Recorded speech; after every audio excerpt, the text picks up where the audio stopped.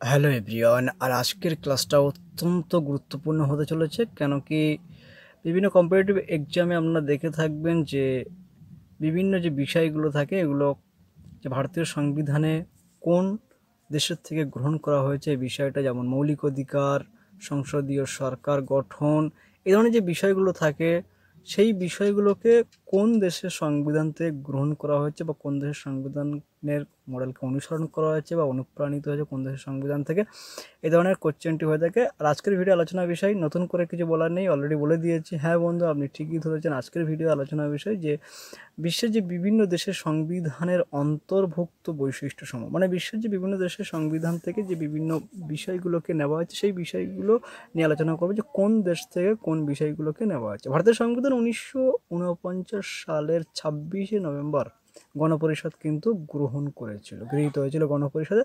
1949 সালের 26শে নভেম্বর। যে সংবিধানটা কার্যকর হয়েছিল 1950 সালের 26শে জানুয়ারি। কার্যকর হয় 1950 সালের 26শে জানুয়ারি। এছাড়া ভারত সরকার 1935 ভারতীয় সংবিধানের প্রধান ভিত্তি হিসেবে কাজ করেছে। ভারত সরকার আইন 1935 সালের যে আইন সেটা কিন্তু ভারতের সংবিধানের প্রধান ভিত্তি হিসেবে কাজ করেছে। আর সংবিধানের দার্শনিক দিকগুলোকে আমেরিকান আর আইরিশ সংশোধনের দ্বারা প্রভাবিত হয়েছে। তো আসুন বন্ধুরা, দেখা যাক বিস্তৃতভাবে কোন দেশের সংবিধান থেকে কোন কোন বিষয়গুলোকে নেওয়া হয়েছে বা অনুপ্রাণিত হয়েছে অন্য দেশের সংবিধান থেকে, তো কোন বিষয়গুলো কোন দেশ থেকে নেওয়া যায়। আসুন, প্রথমত মার্কিন যুক্তরাষ্ট্র সংবিধান থেকে নেওয়া যায় মৌলিক অধিকার বা ফান্ডামেন্টাল রাইটস, বিচার ব্যবস্থার স্বাধীনতা, ইন্ডিপেন্ডেন্স অফ জুডিশিয়ারি, বিচার বিভাগীয় পুনর্বিবেচনা, জুডিশিয়াল রিভিউ, সুপ্রিম কোর্ট আর ও হাইকোর্টের বিচারপতিদের অপসারণ পদ্ধতি, আর রাজ্যসভার চেয়ারম্যান হিসেবে উপরাষ্ট্রপতি। মোস্ট ইম্পর্টেন্ট মৌলিক অধিকার এখানে যে ফান্ডামেন্টাল রাইটস নেওয়া যায় মার্কিন যুক্তরাষ্ট্রের যে সংবিধান সেই সংবিধানকে মার্কিন যুক্তরাষ্ট্রের সংবিধান থেকে অনুসরণ করা যায়। পরবর্তী পয়েন্ট, 1935 সালে যে ভারত শাসন আইন সেখান থেকে ফেডারেল স্কিম, জরুরি বিধান, পাবলিক সার্ভিস কমিশন, গভর্নরের কার্যালয়, বিচার বিভাগ, প্রশাসনিক বিবরণ, এইগুলো কিন্তু 1935 সালে ভারত শাসন আইন থেকে গ্রহণ করা হয়েছে। আইরিশ সংবিধান থেকে বা আয়ারল্যান্ড থেকে রাষ্ট্র পরিচালনার নির্দেশমূলক নীতি, মোস্ট ইম্পর্টেন্ট বিষয় এটি। আয়ারল্যান্ডের সংবিধানের ধারা গ্রহণ করা হয়েছে স্পেনের সংবিধান থেকে, আর আয়ারল্যান্ডের সংবিধানকে অনুসরণ করে ভারতীয় সংবিধান এটা কিন্তু গ্রহণ করেছে। এছাড়া রাষ্ট্রপতি নির্বাচন পদ্ধতি, সংসদীয় উচ্চকক্ষে একটা নির্দিষ্ট সংখ্যক আসন রাষ্ট্রপতি কর্তৃক সাংসদ মনোনয়ন। আর ব্রিটিশ সংবিধান থেকে অনুসরণ করে নেওয়া যায় সংসদীয় সরকার গঠন, এখন নাগরিকত্বের ধারণা, আইন অনুশাসনের ধারণা, স্পিকারের প্রতিষ্ঠান ও তার ভূমিকা, আইন প্রণয়ন পদ্ধতি, পাবলিক অ্যাকাউন্টস কমিটি, দ্বিকক্ষ বিশিষ্ট আইনসভা, ক্যাবিনেট সিস্টেম। বন্ধুরা, আপনারা কিন্তু স্ক্রিনশট নিতে পারেন, অত্যন্ত গুরুত্বপূর্ণ ইনফরমেশন এটি। অস্ট্রেলিয়ার সংবিধানকে অনুসরণ করে নেওয়া হয় দেশের অভ্যন্তরে আর রাজ্যগুলির মধ্যে ব্যবসা বাণিজ্যের স্বাধীনতা, পার্লামেন্টের দুই কক্ষ তখন লোকসভা রাজ্যসভার যৌথ অধিবেশনের ধারণা, আর কেন্দ্র রাজ্য ক্ষমতা বন্টনের ক্ষেত্রে যুগ্ম তালিকা, যে রাজ্যসভা লোকসভার যে যৌথ অধিবেশন এক্ষেত্রে কিন্তু গুরুত্বপূর্ণ একটা বিষয় যেটি হয়ে থাকে। পার্লামেন্টের দুটি কক্ষে এরকম রাজ্যসভা লোকসভা নিম্নকক্ষ, রাজ্যসভা উচ্চকক্ষ, যৌথ অধিবেশনের ধারণা। আর ফরাসি সংবিধান থেকে অনুসরণ করা হয়েছে প্রজাতন্ত্র ও প্রস্তাবনার স্বাধীনতা, সমতা, ভ্রাতৃত্বের আদর্শ।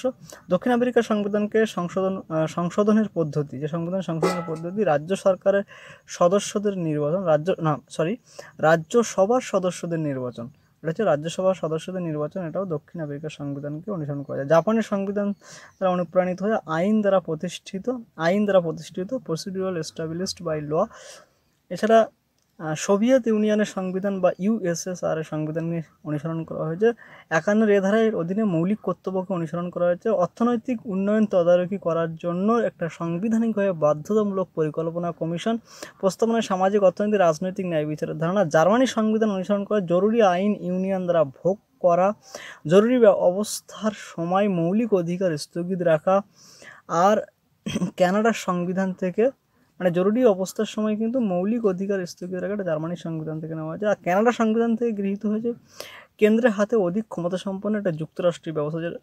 এটা অত্যন্ত গুরুত্বপূর্ণ বিষয় যে ভারতীয় যুক্তরাষ্ট্রকে একটা কেন্দ্রপ্রবণ শক্তিশালী কেন্দ্র সরকার গঠন করার কিন্তু চেষ্টা করা। এছাড়া কিন্তু অবশিষ্ট ক্ষমতা কেন্দ্রের হাতে ন্যস্ত করা, রাজ্যের রাজ্যপালকে কেন্দ্রীয় সরকার কর্তৃক নিযুক্ত করা, পরামর্শ দানের ক্ষমতা বা অ্যাডভাইসারি জুরিডিকশন সংক্রান্ত সুপ্রিম কোর্টের কার্যকরী কিন্তু কানাডার সংবিধান থেকে গৃহীত হয়েছে। এবং কেন্দ্রের হাতে অধিক ক্ষমতা সম্পন্ন একটা যুক্তরাষ্ট্রীয় ব্যবস্থা, এটাও কিন্তু কানাডার সংবিধান থেকে গৃহীত হয়েছে। আর ভারতীয় সংবিধান, ভারতীয় যুক্তরাষ্ট্রীয় ব্যবস্থা কিন্তু একটা বিতর্কিত বিষয়, যে ভারতীয় যুক্তরাষ্ট্র বলা যায় কি যায় না, কারণ অনেক যেভাবে ভারতীয় যুক্তরাষ্ট্র সৃষ্টি করা হয় সেখানে কিন্তু বিতর্ক রয়েছে। সেই কারণে এই ব্যবস্থা নেওয়া হয়েছিল এবং এটা কেন্দ্রকে শক্তিশালী করার একটা প্রবণতা লক্ষ্য করেছে ভারতবর্ষ যুক্তরাষ্ট্র, আর সেটা কিন্তু কানাডার সংবিধানকে অনুসরণ করা হয়েছে।